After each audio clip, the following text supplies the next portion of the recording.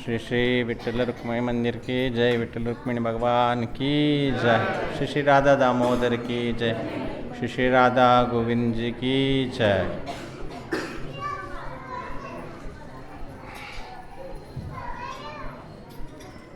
हरे कृष्ण। नमो ओं विष्णुपादाय कृष्णप्रेष्ठाय भूतले श्रीमते जयपताक स्वामी नामिने नमाचार्य पादाय निताय कृपप्रदायिने गौरकदामोदाय नगरग्रामतरिणे नमो ओं विष्णुपादाय कृष्णप्रेष्ठाय भूतले श्रीमते भक्तिवेदांत स्वामी नामिने नमस्ते सरस्वती देवे गौरवाणी प्रचारिणे विशेषशून्यवादि पाश्चात्य देशतारिणे। जय श्री कृष्ण चैतन्य प्रभु नित्यानंद श्री अद्वैत गदाधर श्रीवासादि गौर भक्तवृंद। हरे कृष्णा कृष्णा कृष्णा हरे हरे, हरे राम राम राम हरे हरे। కొద్ది దగ్గర పెట్టాలి కదా, చాలా చాలా దగ్గర. ఓకే,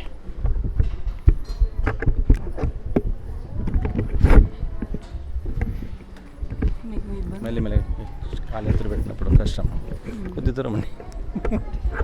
హరే కృష్ణ.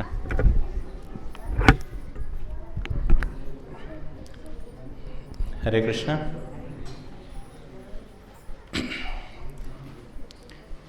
ఈరోజు పొద్దున మనము తిరుపతి కొండ గురించి మనము విన్నాం కదా. ఎట్లా ఆ తిరుపతి కొండకు వృషభాద్రి, తర్వాత అంజనాద్రి, శేషాద్రి, వెంకటాద్రి ఎట్లా పేరు వచ్చిందని పొద్దున మనం తెలుసుకున్నాము. మళ్ళీ దాంట్లో కూడా విశేషంగా కలియుగంలో కలియుగ దైవం అని చెప్పుకునే ఆ వెంకటేశ్వరుని యొక్క లీలలు, ఆ వెంకటాద్రి అనే కొండకు పేరు వచ్చిన లీల మాధవుని పైన భగవంతుడు కృప చూపించింది. బ్రహ్మదేవుడు ఆయన ఒక పాపాలనంతా పరిహరించే విధంగా మార్గం చూపించింది. ఆ పుష్కరిణి స్నానం చేయి, వరాస్వామిని దర్శనం చేసుకో, ఆ కొండ స్పర్శం వల్లనే నీ అన్ని పాపాలు పోతాయి. ఇవన్నీ కథలు మనము పొద్దున తెలుసుకున్నాము. చాలా విశేషమైన ఫలం చెప్పినారు ఆ 4 కొండల గురించి. ఎవరైతే వింటారా ఎట్లా జరిగింది ఈ లీలలంతా అని చెప్పేసి, 1000 సార్లు గంగకు పోయి స్నానం చేసి ఏం ఫలితం వస్తుందా, 1000 సార్లు రామేశ్వరం పోతే ఏం ఫలితం వస్తుందా, జస్ట్ ఆ వెంకటాద్రి ఆ కొండపైన వింటేనే చాలు, అంత ఫలం వస్తుంది. అంత ఒక శుభమైన ఆ లీల. పొద్దున ఎవరైతే ఆ లీల వింటారో అంత కృప మనకు దొరుకుతుందని చెప్పేసి ఆ భవిష్య పురాణంలో చెప్పబడి ఉంది. తర్వాత లక్ష్మీదేవి అక్కడి నుంచి బయలుదేరి కరవీరపురం అంటే కోలాపురంకి వచ్చింది. కోలాపురంకి వచ్చింది ఒకటే కారణం ఏమంటే, భర్తతోటి గొడవ కాదు అది. భగవంతుని ఎక్కడైతే అవమానం జరుగుతుందో అక్కడ లక్ష్మి ఉండదు అని చెప్పేదని నిరూపించాల. భగవంతుకు అవమానం చేసిన చోట నేను రాను, నేను ఉండను అక్కడ అని చెప్పేసి దానికి శ్రీ శ్రీ విఠ్ఠల రుక్మిణీకి జయ. తెలుసుకోవాలా, భగవంతుడికి అవమానం జరిగిన చోట నేను ఉండను, అందుకు నేను వెళ్ళిపోతున్నానని చెప్పేసి ఆమె బయలుదేరింది. భగవంతుడికి కాదు, భగవంతుని యొక్క నైర్మల్యం అంటే తెలుసు కదా, భగవంతుడు వాడిన పుష్పాలు, భగవంతుడి పరికరాలు, దానికి అవమానం చేసినా కూడా నేను ఉండను అని చెప్పేసి. భాగవతంలో గుర్తుందా, ఏ ఒక్క లీలలో ఆ భగవంతుని యొక్క నైర్మల్యకు అపరాధం చేసిన వల్ల వాళ్ళు అన్నీ నష్టపోతున్నారు. దుర్వాసముని ఒక మాల ఇస్తాడు, ఏనుగుకు ఒక మాల ఇచ్చి ఆ ఏనుగు ఆ మాల వేసుకుని దాన్ని ఇంద్రుడికి వేస్తాడు, ఇంద్రుడు ఏనుగుకి వేస్తాడు ఐరావతంకు. అది దాన్ని రోజు అన్ని మాలలు వస్తాయి కదా, వాళ్ళకి అర్థం కాదు దాన్ని వీళ్ళు కింద వేసి తొక్కేసి చేసిన దానికి లక్ష్మీదేవి వాళ్ళొక్క ఇదే పోయింది, స్వర్గరాజ్యమే పోగొట్టుకున్నాడు భగవంతుని యొక్క నైర్మాల్యానికి అపరాధం చేసిన వాళ్ళ. సో అట్లా అని చెప్పి సర్లే చిన్న చిన్న విషయాలకు ఇంత పెద్ద అపరాధం, మనము భగవంతుడి పూజనే వదిలేసేది కాదు. అపరాధం వద్దు, మనకు పుణ్యం వద్దు, అట్లా కాదు. ఒక చిన్నపిల్ల నడవాలంటే కింద పడేది సహజం. భగవంతుడు క్షమిస్తాడు, భగవంతుడు అంత క్రూర హృదయం ఏం కాదు. ఓకే, చిన్న చిన్న విషయాలు మనం మన జాగ్రత్త శాస్త్రంలో తెలుసుకోవాలా, ఏం చేయకూడదు అని చెప్పేసి. భగవంతుడు దయాసముద్రుడు, ఆయన ఎవరిక తప్పుల్ని చూసేవాడు కాదు. సో ఈ చిన్న విషయం అంటే మనం అనుకుంటాం, అయితే భగవంతుని అవమానం చేసిన వాళ్ళు చాలామంది ఉంటారు, వాళ్ళ దగ్గర బోల్డ్ డబ్బులు అంతా ఉన్నాయి, చాలామంది ఉన్నారు కదా, భగవంతుడు లేదని చెప్పేవాళ్ళు చాలా ధనికులు ఉంటారు. ఆ డబ్బులు వాళ్ళది ఒక ఫ్యామిలీని నరకానికి పోవడానికి దారి చూపించే ఒక చండి అనుకోవచ్చు, దుర్గ అనుకోవచ్చు. వాళ్ళని భౌతిక ప్రపంచంలో సంపూర్ణంగా బంధించే దుర్గాదేవి అది భగవంతుడి వైపు పోయే లక్ష్మీదేవి కాదు. అది భక్తులు ఈ విషయంలో బాగా తెలుసుకోవాలా. ఎవరికి అవమానం అంటే భక్తికి కానీ భక్తులకు కానీ లేకుండా భగవంతుడికి సంబంధించిన ఏదైనా పరికరాలకు కానీ ఎక్కడ కూడా అపరాధం చేయకుండా చూడాలి. అట్లా లక్ష్మీదేవి ఇక్కడికి వచ్చేసింది. ఇంకా భగవంతుడు కూడా వైకుంఠము వదిలేసి వచ్చినాడు అని చెప్పేసి పొద్దున విన్నాం. సో ఇంకా ముందు లీల విన్నప్పుడు చాలాసారి భగవంతుడు తాను బాధపడినట్లు, తాను ఒక భౌతిక వ్యక్తిలాగా నటించినప్పుడు, లేదంట భగవంతుడికి అయ్యో నాకు ఇంత కష్టం వచ్చిందని చెప్పేసి భగవంతుడు బాధపడము, లేకుండా ఈ పెళ్లి గురించి కష్టాలు పడడము, ఇదంతా జస్ట్ భగవంతుడు ఒక లీల అనుకోవాలా.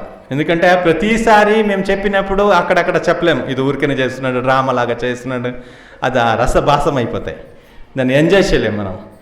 అది మనం మంచిగా దాన్ని దాంట్లో ఒక ఆనందం పొందాలంటే అక్కడక్కడ మనం అది చెప్తే బాగుండదు. అని చెప్పేప్పుడు ఆయన కష్టంలాగా అనుకున్నప్పుడు కష్టంలాగానే చెప్పాల్సి వస్తుంది, బాధపడినప్పుడు బాధలాగానే చెప్పాల్సి వస్తుంది. కానీ మనం లోపల అనుకోవాలా, భగవంతుడు జస్ట్ భౌతిక వ్యక్తిలాగా నటిస్తున్నాడు అని చెప్పేసి ప్రపంచంలో ఉండే వ్యక్తిలాగా భగవంతుడు తన లీలలు చూపిస్తున్నాడు. భగవంతుడు బాగా సుఖ సముద్రుడు, ఆయనకి ఏ బాధలు ఉండదు. అట్లా లక్ష్మీదేవి కోలాపూర్లో సెటిల్ అయిపోయింది. మళ్ళీ ఇక్కడ వచ్చేసి భగవంతుడు ఈ ఊరిని చూస్తున్నాడు, ఏదే తిరుమల కొండని చూస్తున్నాడు. గంగ నుంచి ఇన్ని యోజనాల దూరంలో ఉండే ఆ తిరుపతి కొండ, దాన్ని చూసుకునేసి భగవంతుడి కోసం వచ్చినాడు కదా శేషాద్రి. మనం శేషాచల మహాత్మ్యలో విన్నాము.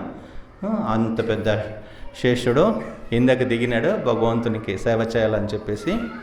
ఆ శేషుడు ఒక ముఖార విందం వచ్చేసి మన తిరుమల, అండ్ మద్యం వచ్చేసి అహోబిలము, ఆ తోక వచ్చేసి శ్రీశైలం.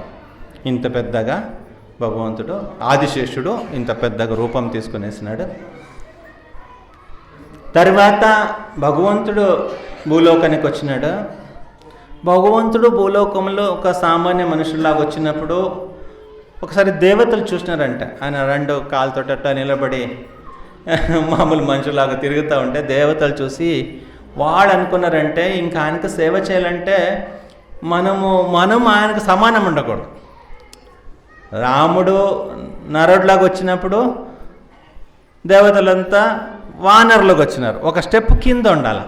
అందుకే ఆయన 2 కాళ్ళు నిలబడితే మనం 2 కాళ్ళు నిలబడేదొద్దు, మనం ఒకే కాళ్ళు నిలబడాలని చెప్పి ఒకే కాళ్ళు చెట్టుగా నిలబడినారంట.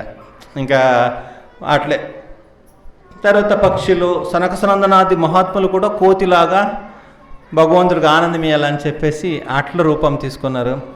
ఇంకా యక్ష కిన్నెరులంతా బండ రూపం తీసుకున్నారు. భగవంతుడు ఎప్పుడన్నా కూర్చుంటాడు మన పైన అని చెప్పేసి. అట్లా ప్రతి ఒక్కరు కూడా వేరే వేరే రూపం తీసుకునేసి బ్రగలుగా దేవతా గణాలు మిగిలిన మునిలు ఋషులంతా బ్రగజాతిగా తీసుకునేసి దేవుడికి సేవ చేస్తామని వాళ్ళు అట్లా వచ్చేసినారు. అట్లా ఒక్కొక్కరు ఒక్కొక్క రూపం తీసుకునేసి ఉన్నారు. 28వ ద్వాపర యుగంలో, ఆ ద్వాపర యుగం ఇంకా ఉంది, ఆ సమయంలో జరిగింది. ద్వాపర యుగంలో అంత్యకాలంలో. అట్లా ఈ రీతికి భగవంతుడి అవతారం తీసుకున్న తర్వాత అంటే కృష్ణావతారమే ఈ సైడ్ నుంచి పోయి అవతలకు శ్రీనివాసుడు వచ్చినట్లు. ఎందుకంటే ఆయన పెళ్లి టైంలో కానీ అన్ని చోట్ల ఆయన పేరుని ఏమంటాడు అంటే నేను కృష్ణ అంటున్నాడు, తర్వాత తండ్రి పేరు ఎవరంటే వసుదేవుడు అంటాడు, అమ్మది పేరు అడిగితే దేవకి అని అంటాడు. తాను సాక్షాత్ కృష్ణుడిగానే వచ్చినాడు, కృష్ణుడే. అంటే ఈ విధంగా ఆయన ఇంకా భూలోకంలో వచ్చేసి ఆ స్వామి పుష్కర్ నుంచి కొద్ది దూరంలో ఉండే ఒక చింత చెట్టును చూస్తాడు. చింత చెట్టు తెలుసు కదా, చింతపండు చెట్టు. ఆ చింత చెట్టును చూసేసి అక్కడ ఒక పెద్ద పాము పుట్ట ఉండింది. ఇది చాలా బాగుంది, వైకుంఠం లాగానే ఉంది అని చెప్పేసి అక్కడ పోయి దాచుకున్నాడు. ఇటుపక్క ఏమైంది అంటే లోక నిర్దర్శనం కూడా ఉండాలా. భగవంతుడు భార్యాభర్తలు గొడవ పెడితే అట్లేదు కంటిన్యూ కాకూడదు. భగవంతుడు కూడా అనుకున్నాడు ఏదో గొడవ జరిగిపోయింది, మళ్ళీ ఆ గొడవ అట్లే ఉండకూడదు, అది కాంప్రమైజ్ చేసుకోవాలా, మళ్ళీ ఎప్పుడైనా క్లియర్ చేసుకోవాలా. సో తాను కూడా పోదామని ఆయన కూడా అట్లా వచ్చినాడు. లక్ష్మిని చూస్తాం ఎక్కడ ఉంది, కానీ ఫస్ట్ మాత్రం లక్ష్మి వెతుక్కొని వచ్చింది భగవంతుని. లక్ష్మి అనుకునింది అంటే మనకు ఒక చూపిస్తుంది భగవంతుని నుంచి దూరమైన జీవాత్మలు అట్లే ఫ్రీగా ఉండకూడదు. భగవంతుని వచ్చినాము ఇంకా మనం ప్రశాంతంగా ఉండడం అట్లా కాదు జీవితం వచ్చేసి. భగవంతుని వచ్చినాము, ఏదో తప్పు చేసినాము, అక్కడ నుంచి వచ్చినాము, మళ్ళీ అక్కడికి వెళ్ళాలా, ఆయన వెతుక్ಕೊಂಡು పోవాలని చెప్పేసి ఆశ అందరికి ఉండాలని చెప్పేసి లక్ష్మీదేవి తాను భగవంతుడు ఎక్కడున్నాడో అని తెలుసుకోవాలని ఆశపడుతుంది.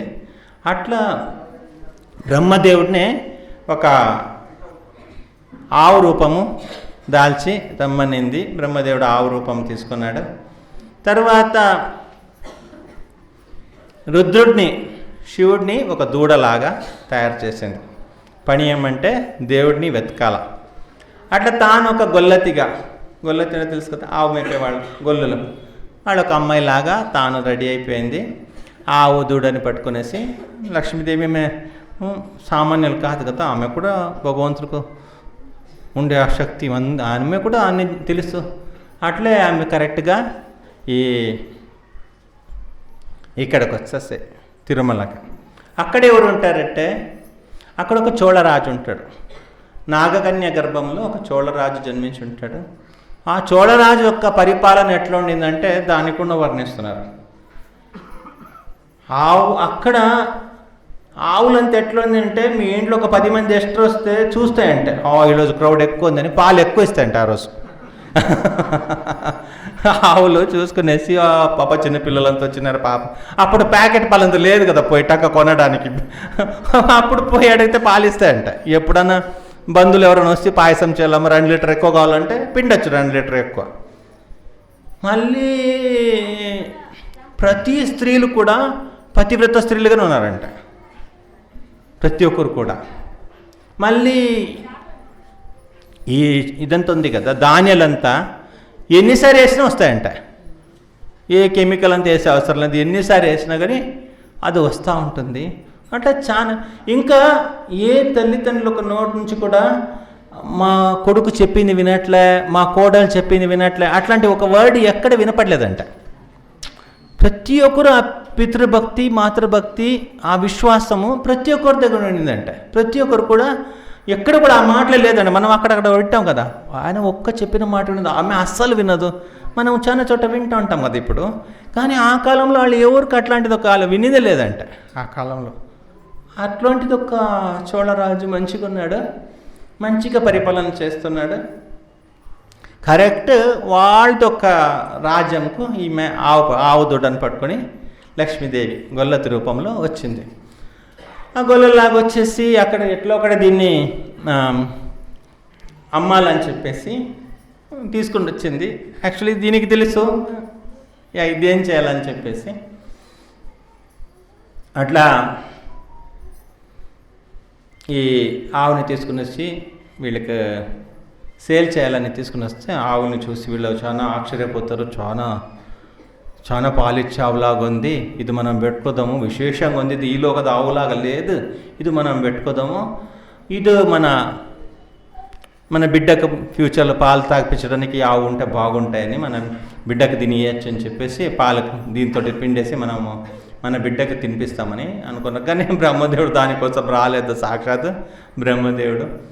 ఆ 2000 ఆవులతోటి రోజు దీన్ని పనిపిస్తున్నారు.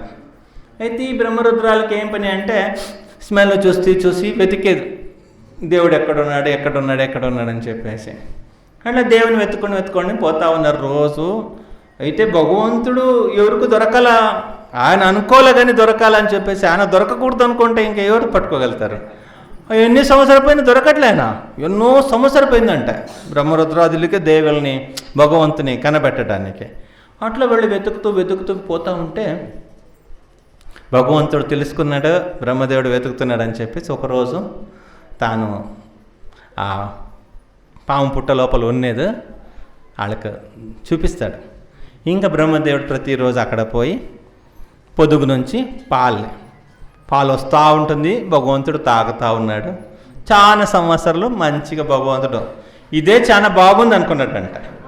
ఏ ఫుడ్ వస్తూ ఉంది, పండుకొని చోటకు పాలు వస్తూ ఉంది, పండుకోవడం ఆ పుట్ట లోపల ఉండడం, ఆ పుట్టని చూసి ఒకసారి పాము పుట్టని చూసి అనుకుంటాడంటే ఇదే మా కౌశల్య, ఏదో పాము పుట్ట, అక్కడ చింత చెట్టు ఉంది కదా, ఇదే మా దశరథ మహారాజా, మళ్ళీ కింద పండుకునే కొండ ఉంది కదా, ఇదే మా ఈ శేషాద్రియే మా తమ్ముడు లక్ష్మణుడు, మళ్ళీ ఆ పుష్కరిణి సరయు నది, అట్లా అనుకున్నాడు. మళ్ళీ ఒక్కొక్కసారి కృష్ణావతార గుర్తొస్తాయంట. అప్పుడు అనుకుంటాడంటే ఇది వచ్చేసి ఈ చింత చెట్టు వచ్చేసి వసుదేవుడు, ఈ పుట్ట వచ్చేసి దేవకి, మళ్ళీ ఆ స్వామి పుష్కరిణి వచ్చి యమున, ఈ కొండ వచ్చేసి బలరాం, తర్వాత పైన పోయే పక్షులను చూసుకునేసి అదా గోపికలు పోతూ ఉన్నారు. కళ్ళలకు అంటున్నాడు పాప, ఇంకెవరు లేరు కదా, బోరు కొట్టినప్పుడు మనకి ఇంకొకటి వస్తూ ఉంటుంది కదా, ఎవరు లేరు చెప్పుకోవడానికి పాప, ఇంకొకటి ఆలోచించి పండుకొని మంచిగా ఉన్నాడు. అది స్వామి పుష్కరిణి తీరము, అక్కడ నుంచి కొద్ది దూరంలో ఆయన ఉన్నాడు. యువతల ఇంకొక స్వామి ఉన్నాడు, వరాహస్వామి, ఎప్పటి నుంచో ఉన్నాడు ఆయన.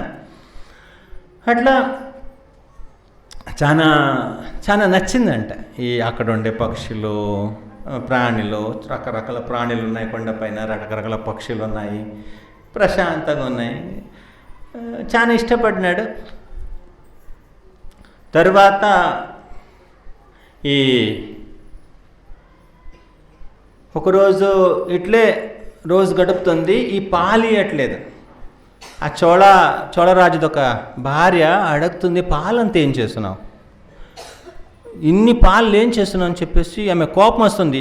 ఈ ఆవుది పాలు ఒక్కరోజు కూడా నీవు ఎన్నోసారి అడిగిన ఆవుది పాలు కావాలా, ఒక దూడండి ఆవు పాలు ఇవ్వట్లేదంటే అది పొదుగు చూస్తే అది పాలిచ్చే ఆవులాగా ఉంది, అది పాలు ఇవ్వట్లేదు అంటున్నావు అని చెప్పేసి ఒకరోజు వాళ్ళ పని మనుషుల్ని పిలిపించి ఆయన బాగా కొడతారు.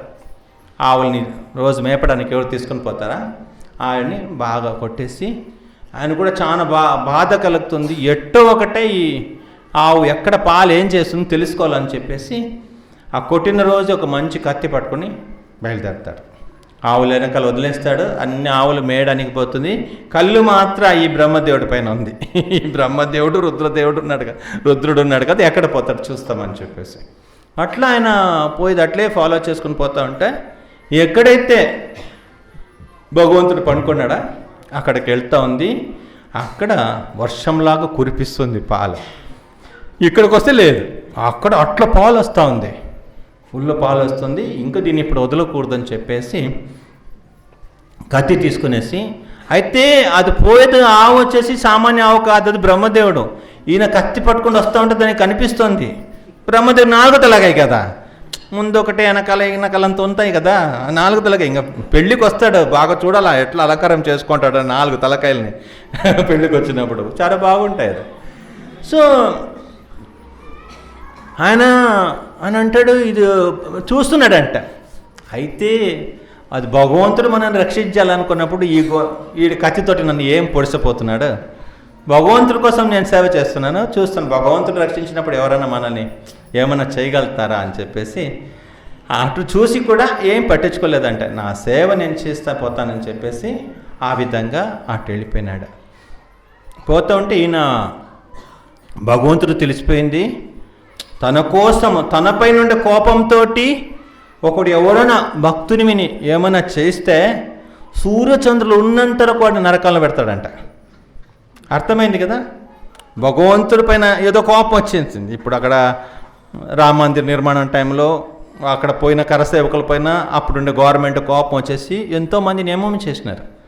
అప్పుడు వాళ్ళంతా సూర్యచంద్రులు ఉన్నంత వరకు నరకంలో ఉండాలి. తన కోసం ఎవరైనా సేవ చేస్తూ ఉన్నప్పుడు తన పైన ఉండే కోపం అంటే దేవుడి పైన ఉండే కోపంని వాళ్ళ ద్వారా చూపించాలంటే బంగ్లాదేశ్లో అంతా ఏమేమి జరిగింది అట్టా కోపం చూపిస్తే వాళ్ళని చంపాలనుకుంటే వాళ్ళని చంపేస్తే సూర్యచంద్రులు ఉన్నంత వరకు నేను నరకంలో పెడతాను.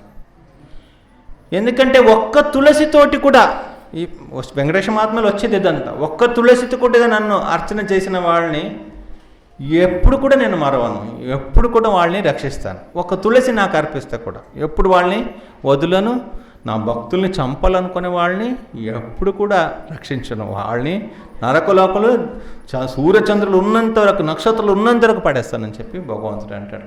అట్లా ఎప్పుడైతే ఈయన ఈ ఆవుని చంపాలనుకున్నాడో భగవంతుడు కత్తి తీసుకొని కొట్టాలనుకున్నాడు, టక్కని భగవంతుడు ఆ పాంపుట నుంచి లేస్తాడు. లేచినప్పుడు తలకాయ పగిలిపోతాయి. రక్తం ఎంత వచ్చిందంటే ఇది కొద్దిగా జోకుగా నింది వినడానికి 7 టెంకాయ చెట్టు అంత హైట్కి రక్తం పడిందంట. అంత హైట్కి ఎగిరిపోయిందంట. అంత హైట్కి ఎగిరిపోయింది రక్తము.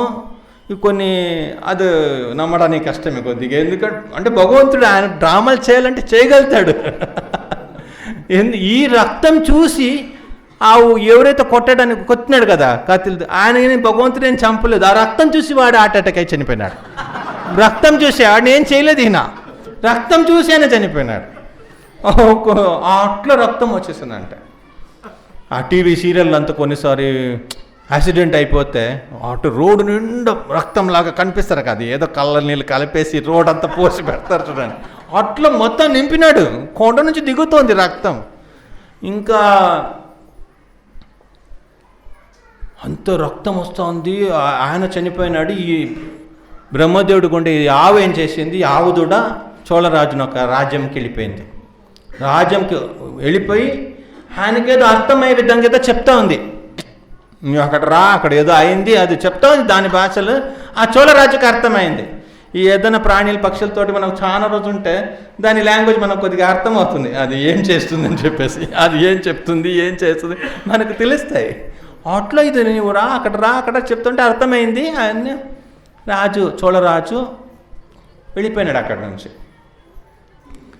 వెళ్ళిపోయి అక్కడ పోయి చూస్తున్నాడు. అక్కడ పోయి చూస్తే స్వామికి పోయే దారంతా రక్తం ఉంది.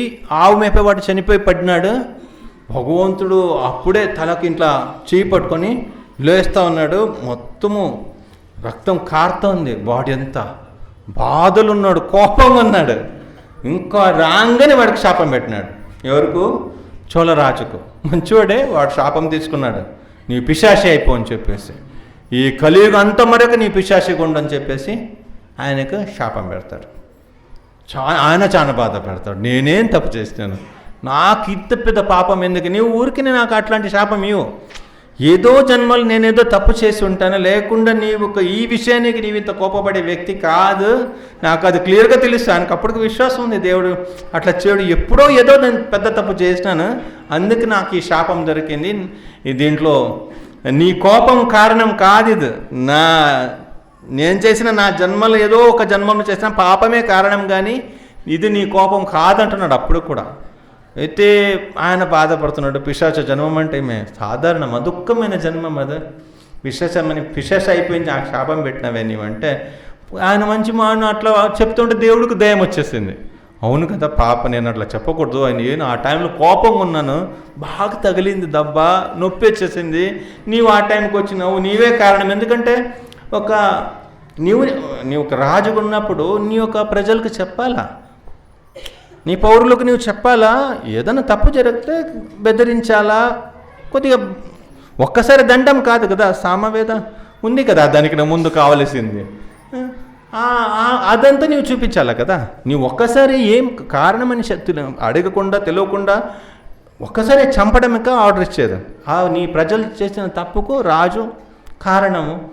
భార్య బిడ్డలు సరిగా లేదంటే భర్త దానికి కారణము, భర్తద రెస్పాన్స్ అది. నీకు అంత రెస్పాన్స్ నీకు వల్ల కుదరదంటే జనని నతస్య జనక నతస్య, ఆ పోషన్ తీసుకోవద్దు నీవు.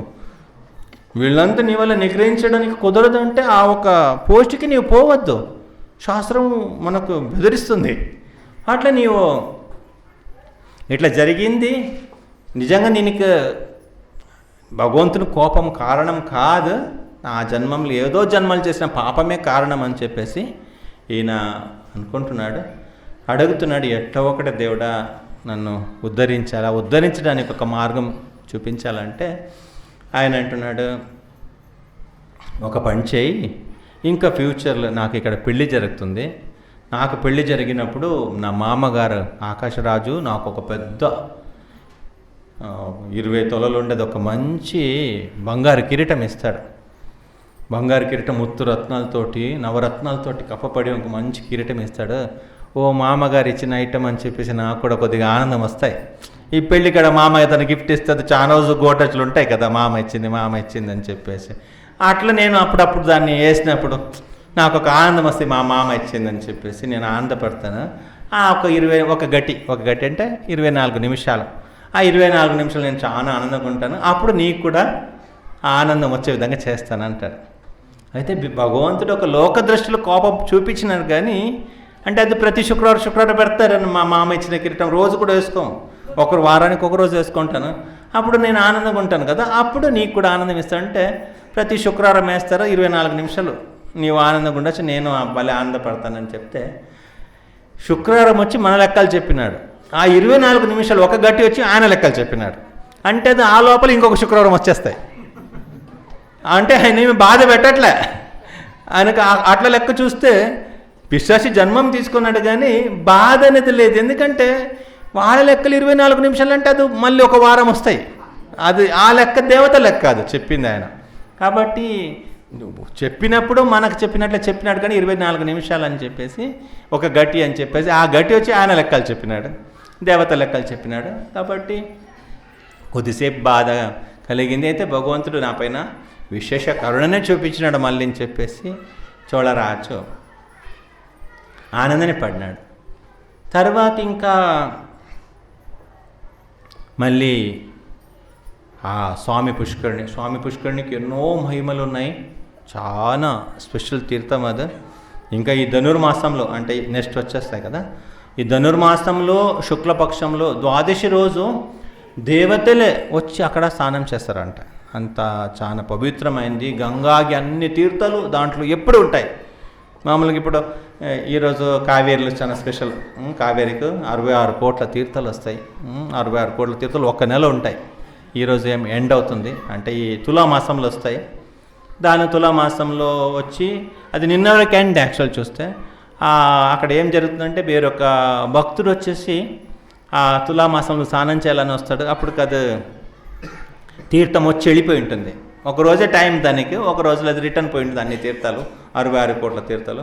ఆ భక్తుడు రంగనాథ్ దగ్గర చెప్పి బాధపడుతూ ఉంటాడు, కావేరిలో స్నానం చేయాలని వచ్చినాను, నేను వచ్చినప్పుడు ఆ తీర్థదొక్క టైం అయిపోయింది, అది వెళ్ళిపోయింది మొత్తం అని చెప్తే దేవుడు ఏం చేస్తాడు, మళ్ళీ పిలిపిస్తాడు.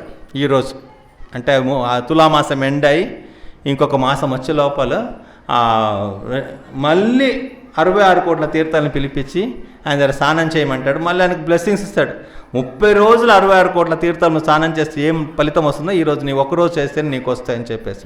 తులామాసాలు చాలా గ్రాండ్గా ఉంటాయి. రంగనాథకు మొత్తము అక్కడ నుంచి కావేరి నుంచి నీళ్ళు తీసుకొని రావడము చాలా విశేషంగా ఉంటాయి.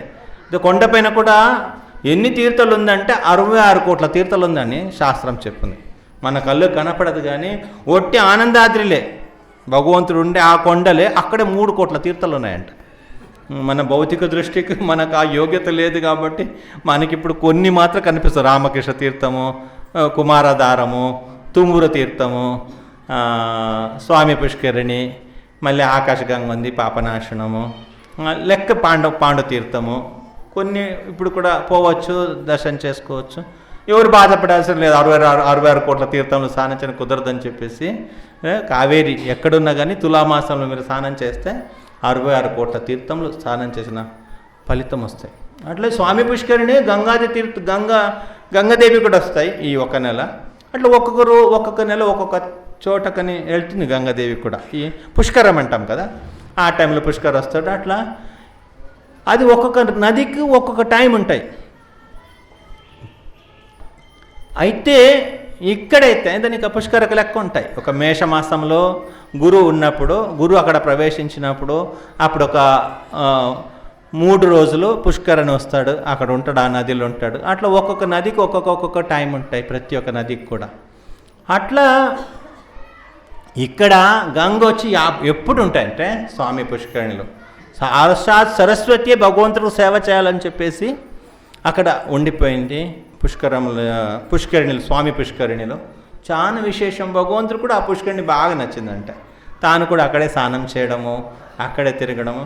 ఆ పుష్కరిణిలో అంటే చాలా మహిమలు ఉంటాయి. మనకు అన్నీ మనము తెలుసుకోవాలంటే కొద్దిగా కష్టము అనుకునే సమయంలో ఒక స్టోరీ అయితే మనము తెలుసుకుంటాము. ఒక హేమాంగ్ అనే ఒక రాజు ఉంటాడు. ఈ హేమాంగ్ అనే రాజు ఎంత గోదానం చేసినాడంటే ఆకాశంలో నక్షత్రం లెక్క పెట్టచ్చంట, భూమిలుండే ఇసుక కణాలు లెక్క పెట్టచ్చంటే, తరువాత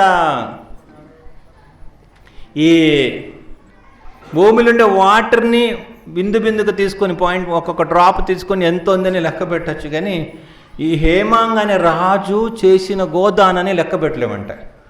అంత గోదాన చేసినాడు అంట, అంత గోదాన చేసినాడు, పెద్ద రాజు. కానీ ఆయన ఎప్పుడు జలదాన చేయలేదంట. ఎటువంటి కారణంలో కూడా ఎవరికి ఒక గ్లాస్ నీళ్ళు ఒకటి లేదు. ఒక ఎండలు బాగా అలసిపోయి వచ్చిన వాళ్ళకి కొద్దిగా వాటర్ ఇవ్వాలి కదా, జలదనం చేయాలి కదా. ఈ జలదనం అని చేయడం. మళ్ళీ ఆయన ఒక సొంత బుద్ధి, ఒక శాస్త్రాలను ఎక్కువ గౌరవించి మళ్ళీ దీంట్లో వచ్చినాడు. ఏదో రఘువంశంలో వచ్చిన మహాత్ముడైన ఎవరికి జలదానం చేయలేదు. మళ్ళీ సత్పాత్రులకు దానం చేయడం. ఎవరు మంచి సదాచారంలో ఉంటారా, ఎవరు విష్ణు భక్తి కలిగి ఉంటారా, వాళ్ళకి ఎవరైనా ఇస్తారులే, అందరు ఇస్తారులే వాళ్ళకి. అట్లా ఆయన సొంత కల్పనలు అన్నీ. వాళ్ళకి ఈడు, మంచి వాళ్ళకి ఈడు, పేదవాళ్ళకి అంత ఇస్తాడు. అది పేదవాళ్ళకి ఇవ్వకూడదని కాదు, పేదవాళ్ళకి సహాయం అనేది చేయొచ్చు. దానం అని ఇచ్చినప్పుడు పేదవాళ్ళ కష్టాలు ఉంటే వాళ్ళకి సహాయం చేయాలి, అది ధర్మమే. కానీ దానముకు సత్పురుషులు కావాలి. ఎవరికైతే మనం దానం చేస్తే వాళ్ళు భగవంతుని యొక్క భక్తి చేసుకునేసి మన ఒక దానం తీసుకునేసి మన పాపాన్ని ఎవరికైతే మన పాపాల నుంచి విముక్తి చేసే శక్తి ఉందా అటువంటి వాళ్ళకి మనము దానం ఇవ్వాలి. అటువంటి వాళ్ళకి దానం ఇవ్వాలి. కానీ ఆయన ఇటువంటి పని చేయడు. మిగిలిన వాళ్ళకంతా దానం ఇస్తాడు అని సత్పురుషులకు దానం చేయాలా, దేశకాల పాత్రం చూసుకునేసి ఎవరికి చేయాలా ఎవరికి చేయకూడదని ఆలోచించకుండా అవసరం లేని వాళ్ళకంతా దానం చేస్తాడు.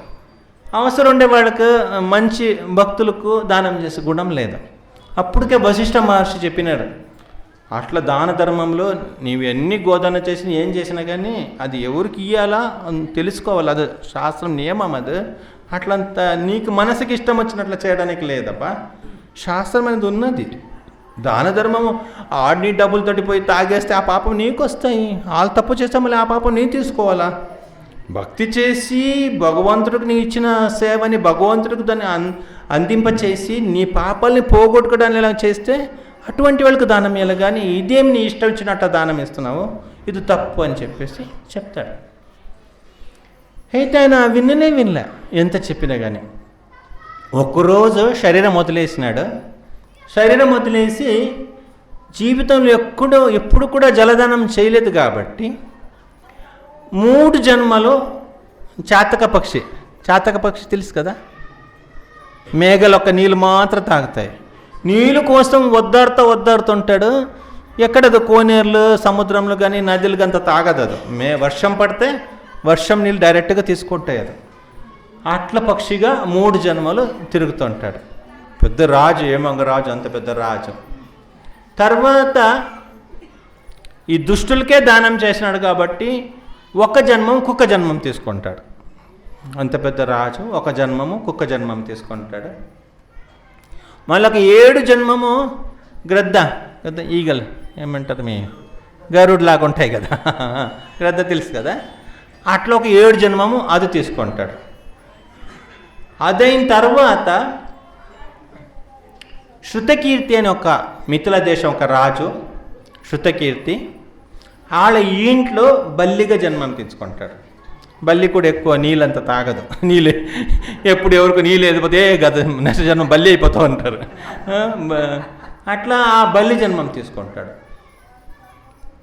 తరువాత ఆ బల్లి అది ఎప్పుడు ఆ దోమలను తినేసి ఆ శృతకీర్తిది ఇంటిది డోర్ పైన తిరుగుతూ ఉండింది. 1 year 2 years కాదు, 88 years ఉండింది. 88 సంవత్సరాలు వాళ్ళ ఇంట్లో తిరిగిందంట. వాళ్ళ ఇంట్లో చాలామంది చూస్తున్నారు, ముసలపల్లిది చాలా సంవత్సరం నుంచి ఉంది. ఒక్కరోజు వాళ్ళ ఇంట్లో శృతదేవ్ అనే ఒక బ్రాహ్మణుడు వస్తాడు. శృతదేవ్ అనే బ్రాహ్మణుడు మంచి బ్రాహ్మణుడు. ఈ శృతదేవ్ అక్కడికి వచ్చిన తర్వాత ఆ శృతదేవుడు మంచి వైష్ణవుడైన మహాభక్తుడు, ఆయన పాదాలంతా కడిగేసి ఈ శృతకీర్తి అర్థమవుతుందా, శృతకీర్తి అనేది రాజు, మిథిల దేశ రాజు. శృతదేవ్ అనే ఆయన వాళ్ళ ఇంటికి వచ్చిన ఆయన ఇంత పాదాలంతా కడిగేసి శృతదేవుడు పాదాలు కడిగేసి మా భక్తులు కదా వైష్ణవులు ఇంకా ఇల్లంతా చల్లుతున్నాడు. వాళ్ళ భార్య పిల్లలకంతా చల్లేసి ఆ ఒక్క డ్రాప్ ఈ బల్లి పైన పడింది. ఈయన చల్లినప్పుడు ఈ బల్లికి తాను ఎవరని తెలిసిపోయింది. కొద్దిగా పూర్వజన్మ ఎట్టట నేను జన్మం తీసుకున్నాను, ఏం తప్పు చేసిన దానికి ఇట్లా అయినానని చెప్పేసి అది దానికి అర్థమైంది. ఈయన చూస్తా ఆ ఒక్క చుక్క నీళ్ళు దానికి పడింది. ఈయన కళ్ళు కూడా అక్కడికి పోయింది. ఎవరిదో, శృతదేవుడు. శృతదేవ్ అడిగినాడు, ఈ బల్లి చాలా సంవత్సరం ఉన్నట్టుంది ఇక్కడ అని చెప్పేసి ఆయన మహాత్ముడు అని అన్నాడు. ఇది దగ్గర 80 సంవత్సరం అయింది. 80 సంవత్సరం నేను చూశాను, మా అమ్మ చూసిందంటే ఇట్లే దోమలు తినేసి పైన పోతా ఉంటుందని. ఒక తప్పేం చేసినాడు, ఒక గురువుది ఒక మాటని, వశిష్ఠుడు ఒక మాటని నిర్లక్ష్యం చేసినాడు. ఇంకొకటే అవసరం లేని వాళ్ళకు దాన ధర్మాలు చేసినాడు, అంతే. అయితే వైష్ణవులు పరదొక్క దుఃఖి కదా, ఆ జీవరాశి పట్ల కూడా దయ వచ్చిందంట. ఎవరికో, శృతదేవుకు ఆ జీవరాశి పట్ల దయ వచ్చింది. చూస్తున్నాడు, చూసేసి అది ఏదో చెప్తా పోతుందని తెలుస్తోంది దీనికి. సరే మాట్లాడన్నాడు. అది ఈయనొక మాటలో దివ్యవాణి ప్రభావం ఉంది, అది మాట్లాడడానికి ప్రారంభం చేసింది.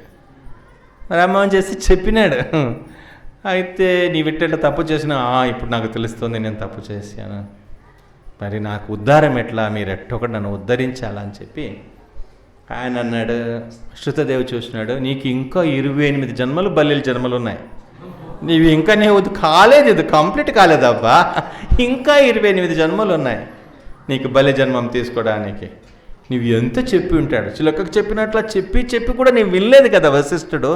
గురువు ఆజ్ఞని అంత గట్టిగా చెప్పినప్పుడు నిర్లక్ష్యం చేసినావు. నీకు ఇంకా నీది వృత్తాంతం చూస్తే ఇంకొక 28 జన్మలు తీసుకోవాలా, నీ బల్లి జన్మం తీసుకోవాలా.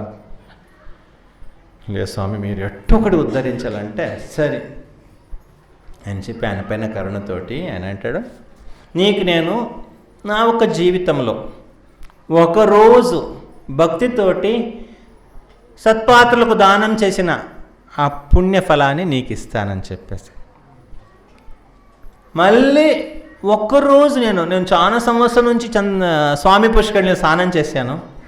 ఆ స్వామి పుష్కరిణిలో స్నానం చేసిన దాంట్లో ఒక్కరోజు ఫలితం వచ్చేసి నేను నీకు ఇస్తాను, దా తీసుకొని చెప్పేసి ఆయనకు ఇస్తే ఆయన మళ్ళీ ఆయనకు అదే రఘువంశంలో జన్మం జరుగుతుంది.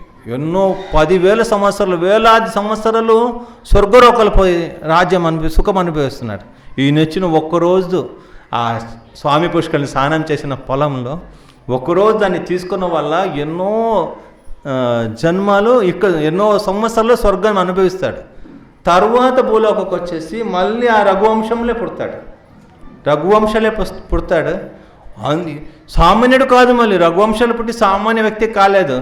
అక్కడ ఇంద్రలోకలు ఏమైనా సమస్యలు ఉంటే వాళ్ళు ఈయనకి మాట్లాడుకుంటారు, అయ్యో కొద్ది ప్రాబ్లం ఉందయ్యా, రాక్షసులు అంతా బాగా ఇబ్బంది పెడుతున్నారు, వస్తావంటే బయలుదేరుతాను, నీ బండి పంపించాయంటాడు. ఏదైనా అవసరమైతే బండి పంపించి వస్తానంటాడు. ఇంకా ఇంద్రుడు ఏదో పనిపిస్తాడు, మళ్ళీ ఇక్కడి నుంచి బయలుదేరి అక్కడ పోయి ఇంద్రుడికి సాయం చేస్తాడు, ఇంద్రుడికి సేవ చేస్తూ ఉంటాడు. అంత గొప్ప వ్యక్తిగా తయారవుతాడు. ఒకరోజు ఒకరిని చంపాలా, ఇంద్రుడు పిలిచినాడు, త్వరగా రాయా, చాలా ఇబ్బంది పెట్టేవాళ్ళని చెప్పేసి. అయితే సరే నాకు మంచి బండి ఉంటే చేశాను అంటాడు. అప్పుడు ఇంద్రదేవుడు ఈయనకు బండి అయిపోతాడు. కొకుత్త అంటారు ఆయన. కొకుత్త అంటే ఎద్దు, కకుత్త అంటే ఎద్దు, ఉత్స అంటే దానిపైన కూర్చునేవాడని చెప్పేసి. ఆ పరంపరలే మళ్ళీ ఆయన అందుకే ఆ రఘువంశంలో ఆ పరంపరలో వచ్చిన దేవుడు ఎవరు? రాముడు. ఆయనకు కాకుస్తా అని చెప్పేసి పేరు వస్తుంది. ఆ పేరు ఎక్కడి నుంచి వచ్చిందంటే ఈయన ద్వారా వచ్చిన పేరే. కకుత్త అంటే ఆ ఎద్దుల పైన కూర్చున్న వ్యక్తి అని చెప్పేసి. అంటే వీళ్ళ ఒక పరంపరలో అట్లా జరిగింది. అంటే దీంట్లో ఆ స్వామి పుష్కరిణి ఒక మహిమ. ఆ ఒక్కరోజు స్నానం చేసిన ఫలితంలో ఆయన బల్లిదు ఇంకొక 28 జన్మలు ఒక దోషం బల్లి జన్మం పోయింది, మళ్ళీ అనుకు ఆ స్వర్గసుఖం దొరికింది, మళ్ళీ అయోధ్యలో రాజ్యము పరిపాలించే భాగ్యం దొరికింది.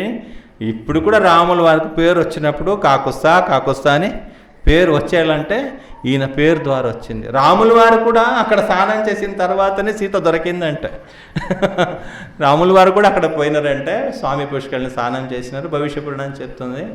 ఇంకో ఎన్నో మంచి మంచి లీలలు ఆ స్వామి పుష్కరిణిలో ఉంది.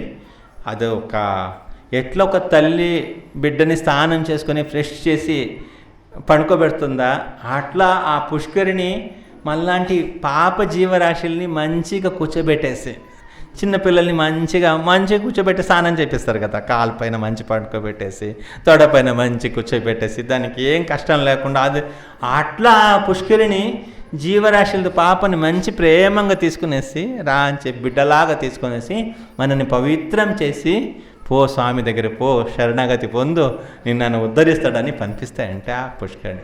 స్వామి పుష్కరిణికి జై. ఏడుకొండలవాడ వెంకటరమణ గోవింద గోవింద. ఆపద మొక్కులవాడ అనాథ రక్షక గోవింద గోవింద. సరిపోదాం మనం తిరుపతికి. ఓకే.